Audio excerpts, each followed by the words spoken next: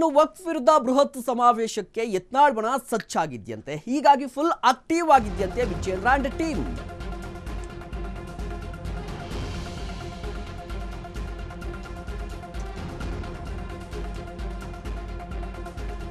ವಕ್ಫ್ ವಿರುದ್ಧ ಬೃಹತ್ ಸಮಾವೇಶಕ್ಕೆ ಬಸನಗೌಡ ಪಾಟೀಲ್ ಯತ್ನಾಳ್ ಅವರ ಟೀಮ್ ಸಜ್ಜಾಗಿದೆ. ಹೀಗಾಗಿ ಫುಲ್ ಆಕ್ಟಿವ್ ಆಗಿದ್ಯಂತೆ ವಿಜೇಂದ್ರ ಅಂಡ್ ಟೀಮ್. ದಿಢೀರ್ ಅಂತ ದೆಹಲಿಗೆ ಹೋಗಿದ್ದಂತ ರಾಜ್ಯ ಬಿಜೆಪಿ ಅಧ್ಯಕ್ಷರು ಮತ್ತೊಂದು ಕಡೆ ಡೆಲ್ಲಿಯಲ್ಲಿ ಕೇಂದ್ರ ಸಚಿವರನ್ನು ಕೂಡ ಭೇಟಿ ಮಾಡಿದ್ರು, ಕೇಂದ್ರದ ನಾಯಕರನ್ನ ಭೇಟಿ ಮಾಡಿದ್ರು. ಅಂದ್ರೆ ಒಂದಿಷ್ಟು ಕುತೂಹಲವನ್ನ ಮೂಡಿಸಿದೆ ಇಡೀ ಈ ಬೆಳವಣಿಗೆ. ಯತ್ನಾಳ್ ಅವರು ಆರಂಭ ದಿನದಿಂದಲೂ ಕೂಡ ವಕ್ಫ್ ವಿರುದ್ಧ ಹೋರಾಟವನ್ನ ಮಾಡ್ಕೊಂಡು ಬರ್ತಾ ಇದ್ದಾರೆ. ಈಗ ಬೃಹತ್ ಸಮಾವೇಶಕ್ಕೂ ಕೂಡ ಮುಂದಾಗಿದ್ದಾರೆ. ಇದರಿಂದಾಗಿ ವಿಜೇಂದ್ರ ಅವರ ತಂಡ ಕಂಪ್ಲೀಟ್ ಆಗಿ ಅಲರ್ಟ್ ಆಗಿದೆ.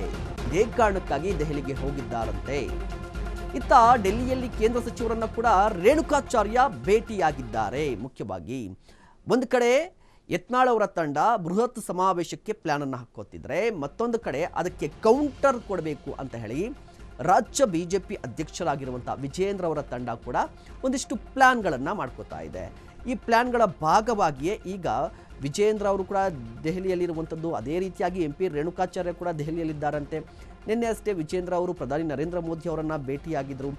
ಮತ್ತೊಂದು ಕಡೆ MP ರೇಣುಕಾಚಾರ್ಯ ಅವರು ಕೂಡ ಕೇಂದ್ರ ಸಚಿವರನ್ನ ಭೇಟಿಯಾಗಿದ್ದಾರಂತೆ. ವಿಜೇಂದ್ರ ರಾಜ್ಯಾಧ್ಯಕ್ಷರನ್ನಾಗಿ 1 ವರ್ಷ ಪೂರೈಸಿದ್ದಾರೆ. ಈ ಹಿನ್ನೆಲೆಯಲ್ಲಿ ಹೈಕಮಾಂಡ್ ಮುಂದೆ 1 ವರ್ಷದ ಕಂಪ್ಲೀಟ್ ರಿಪೋರ್ಟ್ ಅನ್ನ ಕೊಟ್ಟಿದ್ದಾರಂತೆ. ರಾಜ್ಯದ ಬೆಳವಣಿಗೆ ಬಗ್ಗೆ ಹೈಕಮಾಂಡ್ಗೆ ಇಂಚಿಂಚು ಮಾಹಿತಿಯನ್ನ ಕೊಟ್ಟಿದ್ದಾರೆ.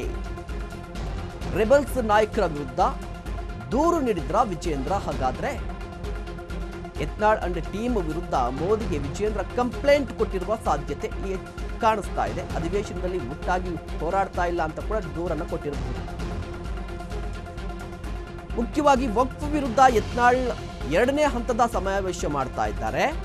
ಪಕ್ಷದ ವೇದಿಕೆ ಬಿಟ್ಟು ಯತ್ನಾಳ್ ಟೀಮ್ ಪ್ರತ್ಯೇಕ ಹೋರಾಟವನ್ನ ಮಾಡ್ತಾ ಇದೆ. ಕೂಡಲೇ ಸೂಕ್ತ ಕ್ರಮ ಕೈಗೊಳ್ಳಿ ಅಂತ ಹೇಳಿ ಪ್ರಧಾನಿಗೆ ಮನವಿಯನ್ನ ಮಾಡಿಕೊಂಡಿರುವ ಎಲ್ಲಾ ಸಾಧ್ಯತೆಗಳಿದೆ.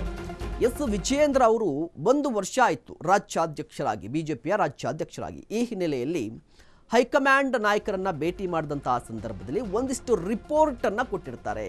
ಅಂದರೆ ಸಂಘಟನಾತ್ಮಕವಾಗಿ ಒಂದು ರಿಪೋರ್ಟ್ ಇದ್ರ ಜೊತೆಗೆ ಯಾರೆಲ್ಲ ರೆಬಲ್ ಆಗಿದ್ದಾರಲ್ವಾ, ಪಕ್ಷದ ವಿರುದ್ಧ ಯಾರೆಲ್ಲ ರೆಬಲ್ ಆಗಿದ್ದಾರೆ ಅವರ ಕಂಪ್ಲೀಟ್ ಡೀಟೇಲ್ಸ್ ಮತ್ತು ಯಾವ ಕಾರಣಕ್ಕೆ ರೆಬಲ್ ಆಗಿದ್ದಾರೆ, ಯಾವ ರೀತಿಯಾಗಿ ಪಕ್ಷಕ್ಕೆ ಡ್ಯಾಮೇಜ್ ಆಗಿದೆ ಅನ್ನೋದ್ರ ಬಗ್ಗೆ ಕೂಡ ಡೀಟೇಲ್ಡ್ ಆಗಿ ಹೇಳಿರ್ತಾರೆ. ಮುಖ್ಯವಾಗಿ ಯತ್ನಾಳ್ ಅಂಡ್ ಟೀಮ್ ವಿರುದ್ಧ ಮೋದಿಗೆ ಕಂಪ್ಲೇಂಟ್ ಕೊಟ್ಟಿರುವ ಸಾಧ್ಯತೆ ಇದೆಯಂತೆ.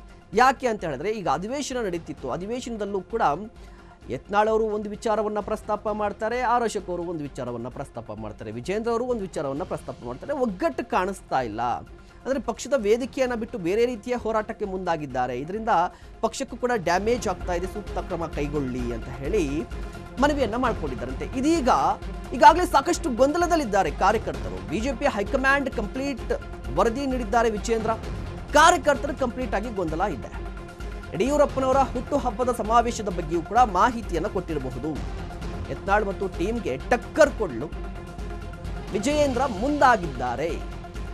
ಮುಂದಿನ ದಿನಗಳಲ್ಲಿ ಯತ್ನಾಳ್ ಕಟ್ಟಿ ಹಾಕುವ ಎಲ್ಲ ಸಾಧ್ಯತೆಗಳಿರುವಂಥದ್ದು. ಹೈಕಮಾಂಡ್ ಕಟ್ಟು ಹಾಕುತ್ತಾ ಅಂತ ಹೇಳಿದ್ರೆ ಆ ಚಾನ್ಸಸ್ ತುಂಬ ಕಡಿಮೆ ಕಾಣಿಸ್ತಾ ಇದೆ. ನೋಡಿ, ಈ ಗೊಂದಲ ಇದೆಯಲ್ವಾ, ಬರೀ ಬಿಜೆಪಿಯಲ್ಲಿ ಗೊಂದಲ ಅಂತ ಹೇಳಿದ್ರೆ ಯತ್ನಾಳ್ ಅವರು ಒಂದು ರೀತಿಯಾಗಿ, ಅದೇ ರೀತಿಯಾಗಿ BY ವಿಜೇಂದ್ರ ಅವರು ಒಂದು ಬಣ, ಯತ್ನಾಳ್ ಅವರು ಒಂದು ಬಣದಿಂದಾಗಿ ಕಾರ್ಯಕರ್ತರಲ್ಲಿ ಗೊಂದಲ ಇರುವಂಥದ್ದು. ಏನು ಮಾಡಬೇಕು, ಯಾವ ಲೀಡರನ್ನು ಫಾಲೋ ಮಾಡಬೇಕಾಗಿರುವಂಥದ್ದು ಅಂತ ಕಂಪ್ಲೀಟ್ ಗೊಂದಲದಲ್ಲಿ ಅವರಿದ್ದರೆ, ಹೈಕಮಾಂಡ್ಗೆ ಈಗಾಗಲೇ BS ಯಡಿಯೂರಪ್ಪನವರ ಹುಟ್ಟುಹಬ್ಬ ಬರುತ್ತೆ. ಅದಕ್ಕೆ ದೊಡ್ಡ ಮಟ್ಟಿಗಿನ ಸಮಾವೇಶವನ್ನು ಮಾಡಬೇಕು ಅಂತ ಹೇಳಿ ವಿಜೇಂದ್ರ ಅವರ ತಂಡ ಈಗಾಗಲೇ ಪ್ಲಾನ್ ಅನ್ನು ಮಾಡ್ಕೊಂಡಿರುವಂಥದ್ದು. ಮುಖ್ಯವಾಗಿ MP ರೇಣುಕಾಚಾರ್ಯ ಅವರು ಇತ್ತೀಚೆಗಷ್ಟೇ ದಾವಣಗೆರೆಯಲ್ಲಿ ಒಂದು ಮೀಟಿಂಗ್ ನಡೆದಿತ್ತಲ್ವಾ, ಪೂರ್ವಭಾವಿ ಸಭೆ ಅಂತ ಹೇಳಿ. ಸಾಕಷ್ಟು ಅಂದರೆ 50ಕ್ಕೂ ಹೆಚ್ಚು ಮಾಜಿ ಶಾಸಕರು ಭಾಗಿಯಾಗಿದ್ದರಂತೆ. ಅವರೆಲ್ಲರೂ ಕೂಡ BS ಯಡಿಯೂರಪ್ಪನವರ ಆಪ್ತರು.